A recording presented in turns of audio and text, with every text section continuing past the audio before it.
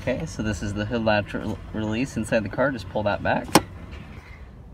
Okay, when you're reaching in, you just push this over to lift the hood up. Okay, hood prop goes there. So you just pull it out from here. So under here, you're just going to remove this. And you have a 10mm socket. You're going to remove this one and pull this whole thing off as one piece.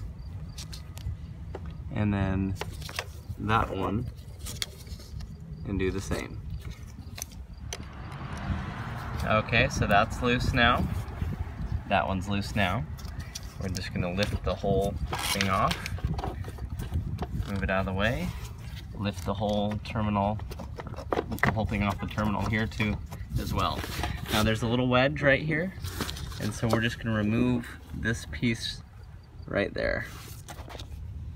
Okay, so this is the battery tie down wedge. So you want to get an 8mm socket or wrench and just put it right on the top, and then just turn that counterclockwise, and it will loosen this up and we'll pull that little wedge out. Okay, so with this loosened up, you just pull this whole wedge out. That's what's holding the battery down. Now we can just lift the battery out. So here's just a little tip for you. If it doesn't come with a new handle, just take your handle here and you're going to flatten out this piece that holds it in place and slide it up and out of the little channel. Okay, so when putting the battery in and out, notice that there is a little ledge here. So you kind of want the battery to go underneath. See how the tray has a built-in edge there? You want to make sure that the battery gets down underneath that on both sides. Now we're ready to put that wedge right back down into that hole right there.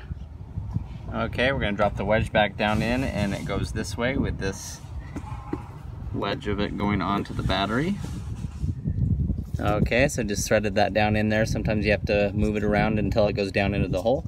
That's nice and tight there with the 8mm socket. And then the 10mm sockets, we just tighten these back down, put those back on, and you're good to go.